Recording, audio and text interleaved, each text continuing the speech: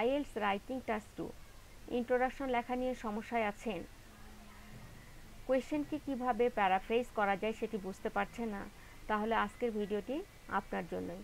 Hello everyone, আসসালামু আলাইকুম। আজকে দেখিয়ে দিব আইএলটিএস রাইটিং টাস্ক 2তে কোয়েশ্চেনকে কিভাবে খুব সহজে প্যারাফ্রেজ করে একটি সুন্দর ইন্ট্রোডাকশন লেখা যায় তার 4টি সহজ উপায়। প্রথমেই জেনে নিই আসলে প্যারাফ্রেজিং কী। প্যারাফ্রেজিং হলো কোনো ফ্রেজ অর্থাৎ শব্দগুচ্ছ বা সেন্টেন্সকে নিজের ভাষায় বর্ণনা করা। এটি আইএলটিএসের জন্য কিন্তু খুবই গুরুত্বপূর্ণ, কারণ আপনি যদি সঠিকভাবে প্যারাফ্রেজ করতে পারেন তাহলে আপনার লেখাটি ইউনিক একটি লেখা হবে এবং আপনি খুব সহজে এক্সামিনারের দৃষ্টি আকর্ষণ করতে পারবেন এবং সাথে সাথে আপনি খুব সুন্দর একটি ব্যান্ড স্কোর অ্যাচিভ করতে পারবেন রাইটিং টাস্ক 2তে। ঠিক আমি 4টি স্ট্র্যাটেজির কথা বলেছি। প্রথমটি কি, সিনোনিম ব্যবহার করব আমরা। দ্বিতীয়টি কি, ওয়ার্ড ফর্মটাকে চেঞ্জ করব। আর থার্ড যেটি সেটি কি, change the structure of a sentence or clause. হ্যাঁ, সেন্টেন্সের স্ট্রাকচার অথবা ক্লজের যে স্ট্রাকচার আছে সেটি চেঞ্জ করে আমরা ইন্ট্রোডাকশন লিখতে পারি। আরেকটি কি, ইউজ রেফারেন্সিং, আমরা রেফারেন্সিং ব্যবহার করব। হ্যাঁ, ঠিক আছে। তাহলে আমরা প্রথম স্ট্র্যাটেজিটা দেখি, সিনোনিম ব্যবহার করব। একটি কোয়েশ্চেন লিখেছি এখানে দেখেন, unemployment is one of the most serious problems facing developed Nations today. What are the main reason, how can it be solve. হ্যাঁ, ঠিক আছে। তাহলে এই কোয়েশ্চেন, যে কোনো কোয়েশ্চেন আসুক না কেন, সবার আগে আমরা পড়ে ভালোভাবে বুঝবো সেটার আসলে বিষয়টা কি নিয়ে লিখতে বলা হচ্ছে। হ্যাঁ, দেন আমরা আন্ডারলাইন করব কোন কোন ওয়ার্ডের আমরা সিনোনিম জানি, অথবা শুধু যে কোনো সব প্রতিটা ওয়ার্ডের সিনোনিম এখানে লেখার দরকার নেই। যেগুলো যেগুলো কি ওয়ার্ড, মেইন ওয়ার্ড যেগুলোর গুরুত্ব বেশি এই কোয়েশ্চেনটাতে, সেই ওয়ার্ডগুলোকে আমরা আন্ডারলাইন করব এবং সেগুলোর সিনোনিম কি সেটার সাথে সাথে আমরা চিন্তা করব। হ্যাঁ, তাহলে এখানে দেখেন আনএমপ্লয়মেন্ট, হ্যাঁ, এবং সিরিয়াস প্রবলেমস আছে, এটারও সিনোনিম আমরা জানি ডেভেলপড নেশনস। হ্যাঁ, ঠিক আছে। তাহলে আনএমপ্লয়মেন্টের জায়গায় কি লিখতে পারি, ল্যাক অফ জবস। আবার সিরিয়াস প্রবলেমসের জায়গায় কি লেখা যেতে পারে, গ্রেভ ইস্যুস। ডেভেলপড নেশনসের জায়গায় কি লিখতে পারি, ইন্ডাস্ট্রিয়ালাইজড কান্ট্রিজ অথবা অ্যাডভান্সড কান্ট্রিজ। হ্যাঁ, তাহলে দেখেন, তাহলে এইগুলোর সিনোনিম ব্যবহার করে ইন্ট্রোডাকশনটা কিভাবে লেখা যায়, lack of jobs has become grave issues facing developed or advanced countries today। ঠিক আছে। এর পরের স্ট্র্যাটেজিটা কি, আমরা ওয়ার্ডের ফর্মটাকে চেঞ্জ করে দিব। ওয়ার্ডের ফর্ম চেঞ্জ করব মানে কি, যদি নাউন থাকে সেটাকে নাউন থেকে আমরা অ্যাডজেক্টিভ করতে পারি, অথবা অ্যাডজেক্টিভ থেকে আবার কি করতে পারি, বা নাউন থেকে আমরা ভার্ব হিসাবে ব্যবহার করে লেখা যেতে পারে। তাহলে দেখেন আনএমপ্লয়মেন্ট, হ্যাঁ, আনএমপ্লয়মেন্টটা কি, নাউন ফর্ম আছে। হ্যাঁ, এটাকে আমরা অ্যাডজেক্টিভ ফর্মে রূপান্তর করে কিভাবে লিখতে পারি সেটি দেখেন। আনএমপ্লয়মেন্টটাকে কি লিখতে পারি, আনএমপ্লয়েড পিপল। হ্যাঁ, তাহলে সেন্টেন্সটা কি হবে, there are many unemployed people in some advanced countries today. ঠিক আছে। এর আরও এক্সাম্পল আছে, দেখেন আর একটা কোয়েশ্চেন দিয়েছি আমি, since most information about culture and history can be found on the internet, museums are not needed anymore. Do you agree or disagree? দেখেন এখানে এই কোয়েশ্চেনটার কিন্তু দুটো পার্ট আছে। প্রথম পার্টটাতে কি লেখা আছে, কালচার অ্যান্ড হিস্ট্রির বিষয়ে ইন্টারনেটে যে ইনফরমেশন থাকে সেটি একটা বলা আছে, আবার পরের ইয়াতে কি বলা আছে, একটা কন্ট্রাডিক্টরি পার্ট আছে, museums are not needed anymore. হ্যাঁ, এখন আর মিউজিয়ামের দরকার নেই।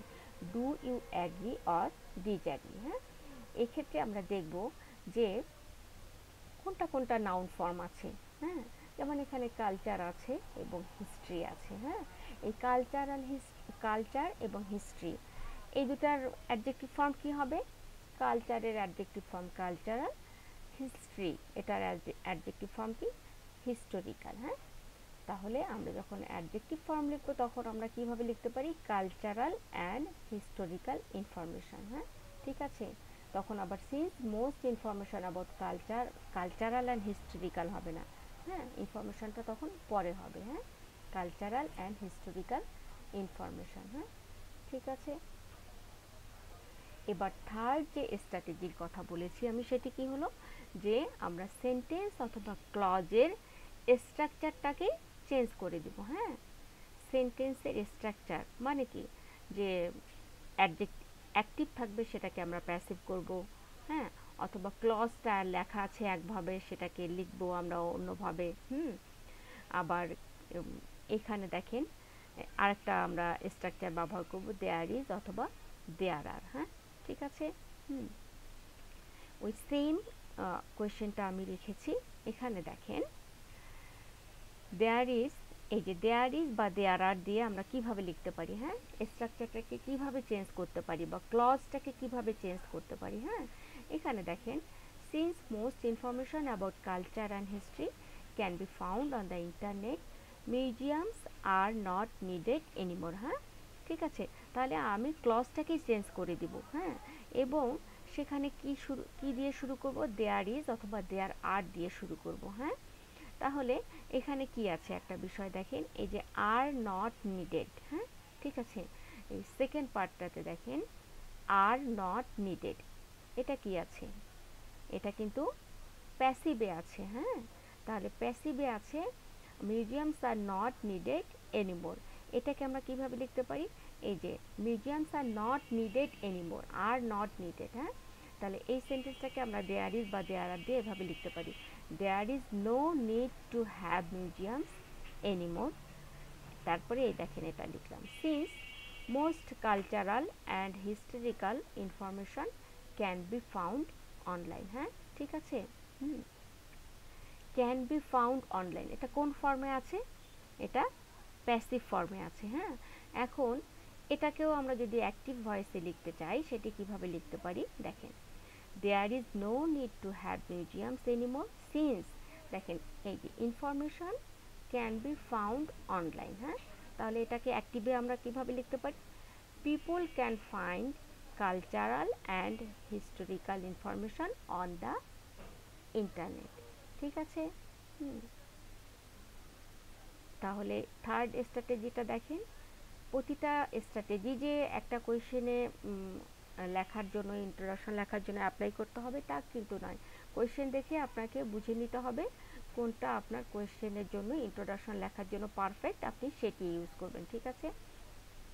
এরপরে ফোর্থ যে স্ট্র্যাটেজি সেটি হলো ইউজ রেফারেন্সিং। হ্যাঁ, রেফারেন্সিং ওয়ার্ড আমরা জানি, সেগুলোকে হুইজ, দ্যাট, ইট। হ্যাঁ, রেফারেন্স, হ্যাঁ, রিলেশন তৈরি করবে আগের ওয়ার্ডের সাথে। হ্যাঁ, unemployment is one of the most serious problems facing developed Nations today. হ্যাঁ, তাহলে দেখেন unemployment is going in many countries and this issue is becoming, এই যে দিস এবং এই ইস্যুটা, এই তাহলে দিস বলতে কাকে এটা রেফারেন্স করছে, কাকে বোঝাচ্ছে, এই আনএমপ্লয়মেন্টকে বোঝাচ্ছে। And this issue is becoming a challenge for many governments. হ্যাঁ, এই যে ডেভেলপ নেশনস না লিখে আমি কি লিখেছি, গভর্নমেন্টস। হ্যাঁ, ঠিক আছে। তাহলে দেখেন এখানে আমি unemployment is one of the most serious problem facing develop nations today, এটাকে আমি অন্যভাবে কি লিখলাম, দেখেন unemployment is going in many countries. হ্যাঁ, and this issue is becoming a challenge for many governments. হ্যাঁ, ঠিক আছে, আমার কিন্তু কোয়েশ্চেনের মিনিংটা ঠিক থাকলো। হ্যাঁ, ঠিক আছে। তাহলে এই ছিল সহজ 4টি স্ট্র্যাটেজি, যার সাহায্যে কিন্তু আপনি খুব ইজিলি কোয়েশ্চেনকে প্যারাফ্রেজ করতে পারেন। হ্যাঁ, ঠিক আছে। তো এই ছিল আজকের ভিডিও, সবাইকে ধন্যবাদ।